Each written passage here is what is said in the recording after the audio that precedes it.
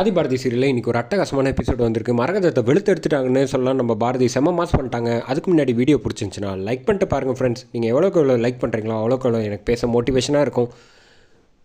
செம கடுப்பில் வந்து அடி வெளுத்து எடுக்கிறாங்க நம்ம துறையை.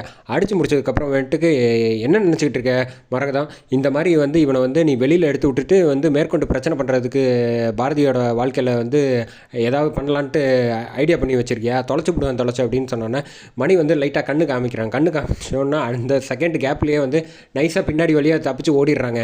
ஓடினதுக்கப்புறமேட்டுக்கு இங்கே வந்து ரத்தனம் வந்து எல்லாருக்கிட்டையும் மன்னிச்சிருங்க. ஏம்மா லதா, உன் கல்யாணத்துக்கு இந்த மாதிரிலாம் தப்பு நடக்கக்கூடாதுன்னு தான் நான் நினச்சேன்.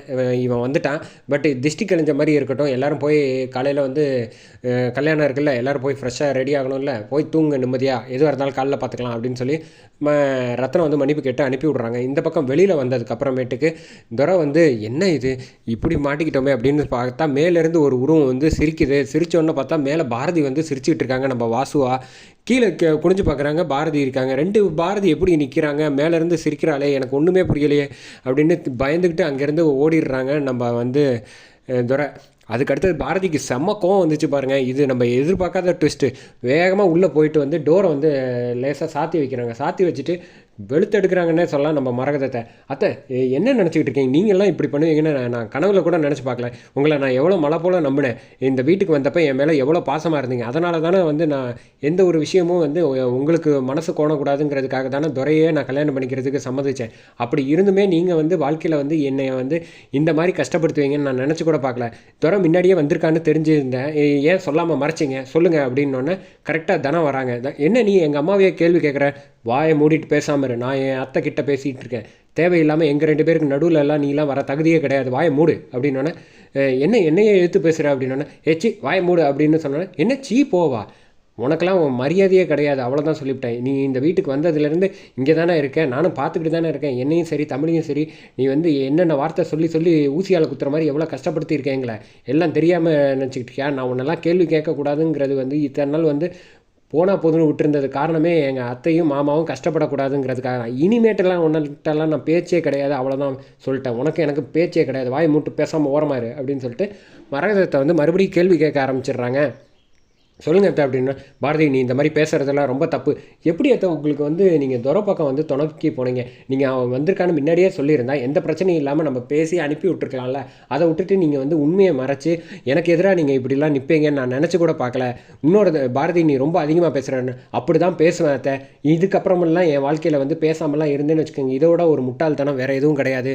இப்போயும் சொல்கிறேன், நீங்கள் இனிமேல் வந்து துரை விஷயத்தில் தலையிடக்கூடாது, என் வாழ்க்கையிலையும் நீங்கள் தலையிடக்கூடாது, அவ்வளோதான் சொல்லிவிட்டேன் அப்படின்னு சொல்லிட்டு அங்கேருந்து போயிடுறாங்க. போனதுக்கப்புறமேட்டுக்கு இங்கே பாரு, உன்னோட சேர்ந்து நானும் பாட்டு வாங்கிட்டேன்னு தினம் சொல்கிறா. அவளெல்லாம் இவ்வளோ அளவுக்கு பேச வச்சது காரணமே அப்பாவும் அந்த ஆதியும் தான். எதுவாக இருந்தாலும் பார்த்து ஜாக்கிரதையாக நல்லபடியாக முடிவு பண்ணிக்க அப்படின்னு சொல்லி அங்கேருந்து தானே போயிடுறாங்க.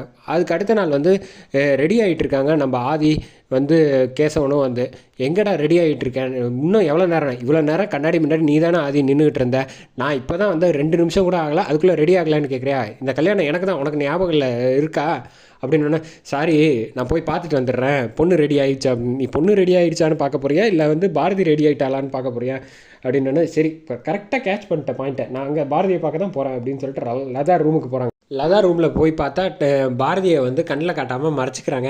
நீங்கள் வந்து என்ன பார்க்க வந்த மாதிரி தெரியலையே, உங்களுக்கு என்ன இங்கே பொண்ணு ரூமில் அப்படின்னு வேலை அப்படின்னு கேட்டோன்னே அதான் தெரியுதுல்ல, அதான் வலியுது பாருங்கள் தொடச்சிக்கங்க அப்படின்னு லதா கிண்டல் பண்ணோன்னே பூ வச்சுக்கலாம்ல பாரதி அப்படின்னு பார்த்தோன்னா ரொமான்டிக்காக ஒரு சாங் போடுறாங்க. பாரதிக்கு பூ இந்த இவ்வளோ பூ கொடுத்து வச்சுக்க பாருங்கள், இதெல்லாம் பிடிக்காதான், அவளுக்கு பிடிச்ச பூ வந்து நீங்கள் முடிச்சா கண்டுபிடிச்சி வாங்குங்க அப்படின்னோடனே சவாலா அப்படின்னு சொன்னோன்னா சவால்ன்ட்டு 2 பேரும் வந்து கை கொடுத்துக்க வராங்க. ஹலோ நிப்பாட்டுங்க, எல்லோரும் சவால்னா கை விரலை காட்டி சேலஞ்ச் பண்ணுவாங்க, நீங்கள் என்ன கை கொடுத்துக்கிறீங்க? இதெல்லாம் ரொம்ப தப்பு. கல்யாணம் பண்ண வச்சுக்கிட்டு நீங்கள் கிளம்புங்க, போய் பூ வாங்கிட்டு வரேங்க, நீங்கள் எப்படி பாரதியின் மனசில் நினச்ச பூ வாங்கிட்டு வரீங்கன்னு நானும் பார்க்குறேன் அப்படின்னு சொல்லிட்டு கிளம்பி போகிறாங்க. இந்த பக்கம் வந்து ஆதி வந்து கரெக்டாக வந்து பூக்கடைக்கு போயிடுறாங்க. பூக்கடைக்கு போனோன்னு வந்து என்ன பூ வாங்கணும்னு தெரியாமல் இருக்கப்போ கரெக்டாக வந்து வாசு வாங்கி கொடுக்குற அதே பூவை வந்து கரெக்டாக கேட்ச் பண்ணிடுறாங்க. மனசு ஏன் இதை சொல்லுது, சரி மனசு சொல்கிறதே கேட்போம் அப்படின்னு சொல்லிட்டு அந்த பூவை வாங்கிட்டு இங்கே பைக்லேருந்து இங்கே வந்துட்டு இருக்காங்க.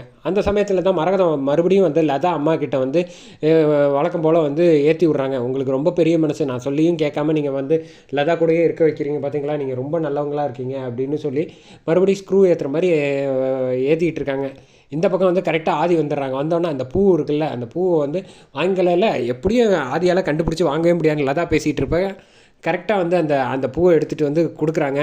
கொடுத்தோன்னே பாரதி வந்து ஆச்சரியமாக ஆகுறாங்க. கேசவன் வந்து எப்படிடா நீ கண்டுபிடிச்ச அவளுக்கு பிடிச்சது வாங்கணும்னு பாரதிக்கு பிடிச்சது அப்படின்னா, அதெல்லாம் மனசு சொல்லும், தன்னால் அவங்களுக்கு என்ன பிடிக்கும் பிடிக்காதுங்கிறதெல்லாம் ஆட்டோமேட்டிக்காக நடக்கும் அப்படின்னு பாரதி சிரிக்கிறாங்க, ஆதி சிரிக்கிறாங்க. அதோட எபிசோட முடிக்கிறாங்க.